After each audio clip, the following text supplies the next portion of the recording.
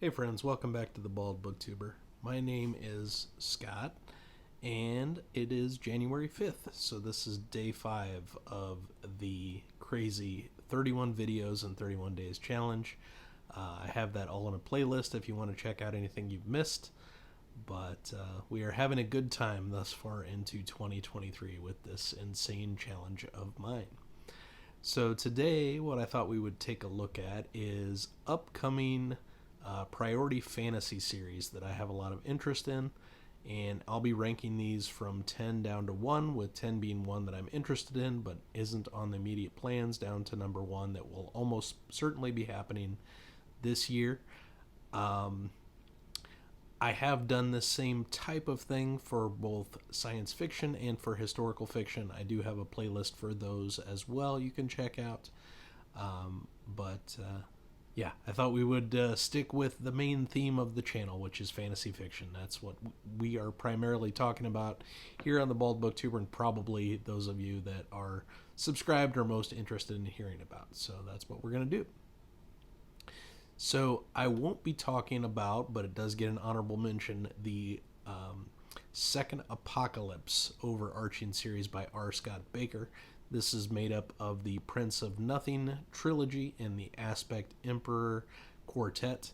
And I won't be talking about that because that is 100% going to happen. That's one of the high priority series on the channel this year.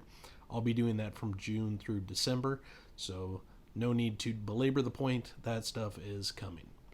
Number 10 is going to be The Song of the Shattered Sea by Bradley Beaulieu.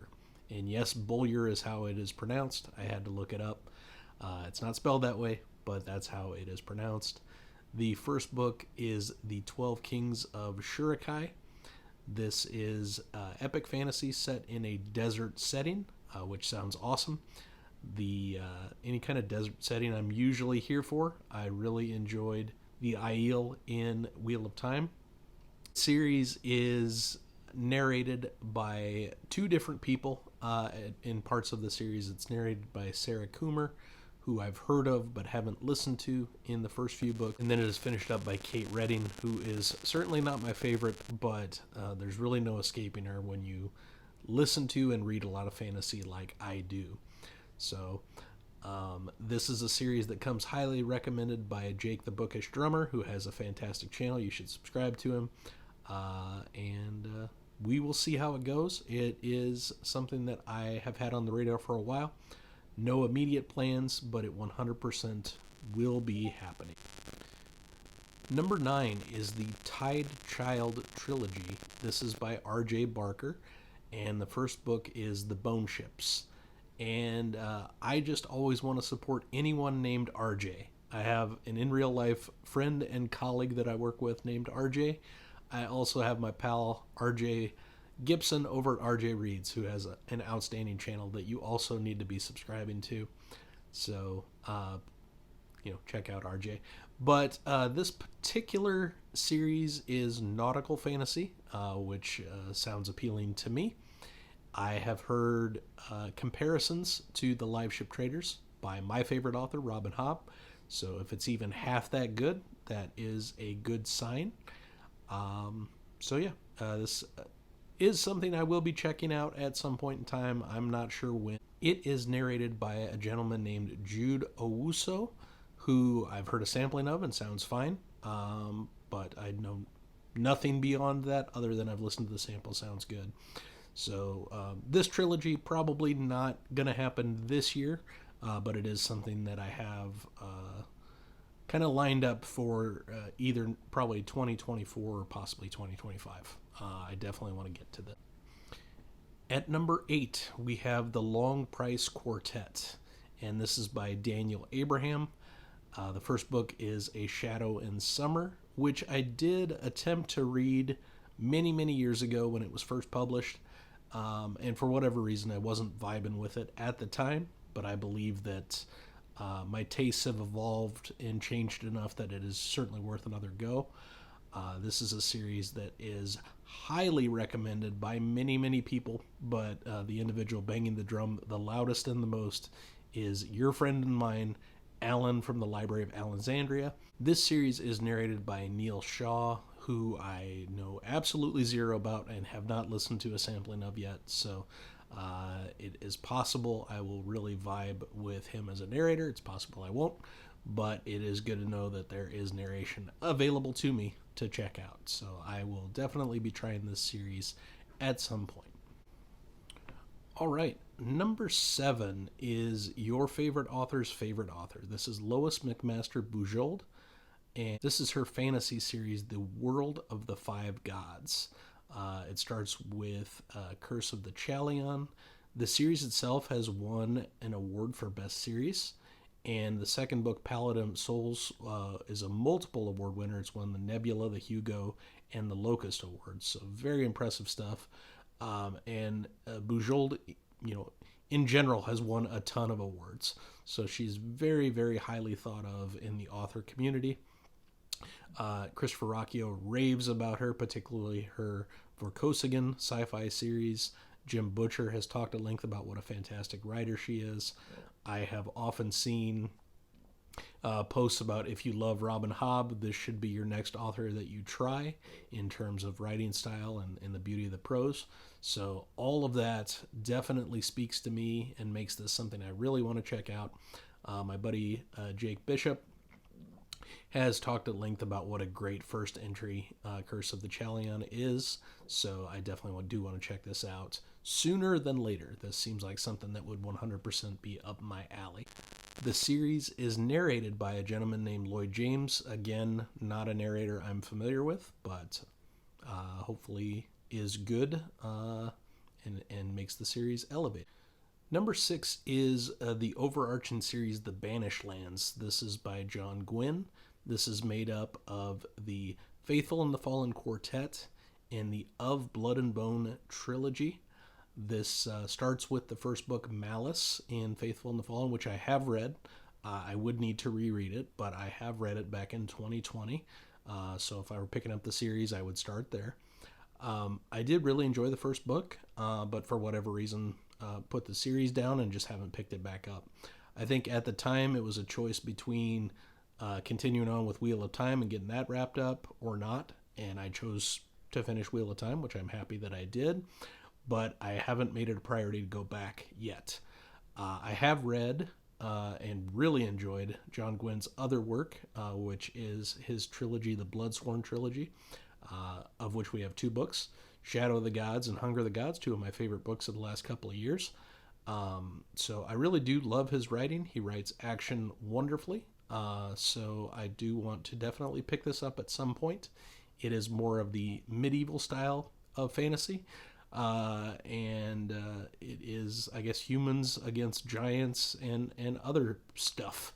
So obviously I would need to refresh myself on Malice and go from there. But yeah, I do definitely want to get into this. It is narrated by Damian Lynch, who is good. This is a series I do want to get to for sure. I know 2 of my people that I respect a ton, RJ over at RJ Reads and Theo over at Rekindled Reader, adore this series, and they are actually going to be rereading it this year. So it's possible I may hop on with them. I'm not sure yet. So we'll kind of see how that goes. All right, number 5 is The Wars of Light and Shadow by Janny Wirtz. This actually was a question and came up in my live stream on Sunday, whether I had read any Janny Wirtz. I did read about 150 to 200 pages of the first book, The Curse of the Mistwraith, and for whatever reason, I was having a bit of a tough time just acclimating myself to her prose style. It's not that the writing was bad, it was very, very good. But it is fairly dense, and it just, for whatever reason, wasn't what I was in for at the time. This is still a very high priority series, something I definitely want to do. It's 10 books. It's made up of, I believe, 3 or 4 sub-series that make it up. And it revolves around 2 stepbrothers, basically, one representing the shadow side and one representing the light side, and that's as much as I know. So, obviously I don't know a lot. So one of the deterrents, I guess, for me as a very passionate audiobooker and someone who likes having the companion audio to help me understand and conceptualize and remember stuff is that for most of this series there's no audio available. So that's just a publisher decision at the time, and Janie actually wants to have audio for all of it, but just hasn't happened yet. She does have in the later work, I believe, books 9, possibly 9, but definitely 10. She does have Colin Mace, who's exceptional. He is a favorite narrator of mine. He does the Bloodsworn trilogy by John Gwynne. So I would love for him to go back and do all of it, but I don't know how realistic that is. So again, this is a series I really want to get to, but I don't know when I will prioritize it. 10 books is a bit of a commitment, but I do definitely want to get back into it. Number 4 is A Pattern of Shadow and Light, which is a similar but different name to the last series. This is Melissa MacPhail, the late Melissa MacPhail. She unfortunately passed away untimely last year due to some underlying conditions that she had. And I don't know whether the work will be picked up from here or not. It's 5 books thus far, starting with Sephriel's Hand, which was a favorite read of my buddy RJ in 2022. It was one of his top 10 books. So that kind of speaks to the quality of the work. He's someone whose taste in books I definitely align with a lot, and I think he has a lot of good takes on literature. So it's one of the reasons I really want to pick this up. Another reason is I just want to support her family and her. I do have everything on Kindle and audio to this point. And speaking of the audio, it's done by Nick Podell, one of my very favorite narrators. He narrates the King Killer Chronicles, and he's fantastic.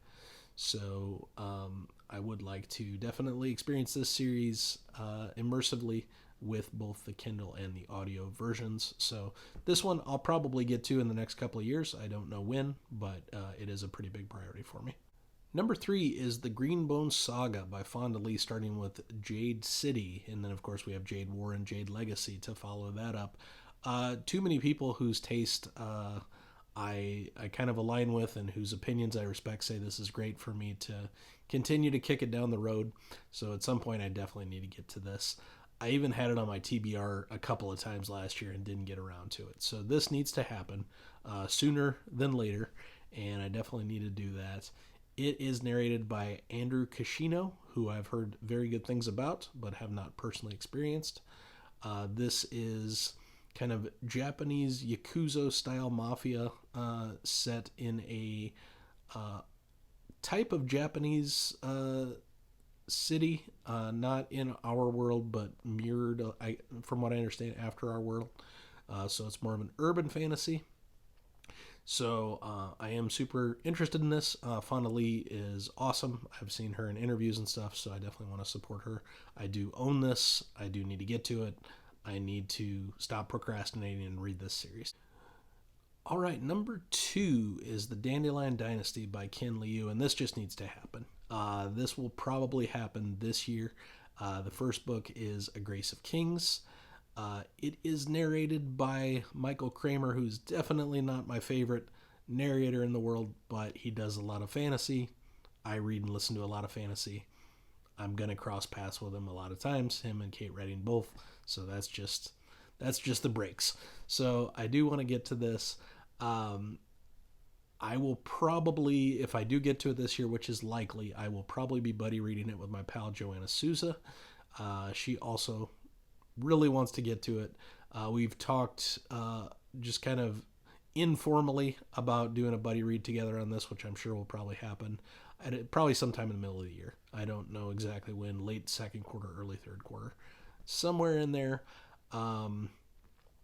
But too many people, whose opinion I respect, say this is amazing and one of their favorite things for me to look the other way and to continue to kick it down the road.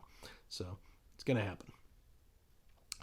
And then finally, number 1, and this will almost certainly 100% happen this year, and that's Guy Gavriel Kay's Sarantine Mosaic, and this is a duology, which makes it even more appealing, made up of Sailing to Sarantium and Lord of Emperors. And Lord of Emperors was one of, I think, Jake Bishop's very favorite book in 2022. So that says a lot. He reads a lot of great stuff. This is also a favorite series of my guy Christopher Rocchio. He had it on his list of best fantasy stories when he came on the channel. This will be my first Guy Gavriel K. It's an author I have a ton of interest in and continue to procrastinate on because there's just so much of it. This is not first in publication order, but as I understand it, going in publication order doesn't matter that much when it comes to Guy Gavriel K.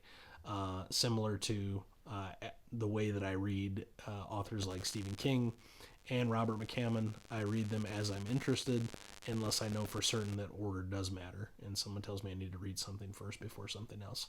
So this is listed as a good starting point for GGK by Jake himself and others, so this is probably where I will start. The narration is done by a gentleman named Bernie Clark, which I don't know. It doesn't sound like a narrator name, but what are you going to do? I hope he's good. I have not listened to any kind of sampling or anything yet, so hopefully Bernie is good and elevates this series.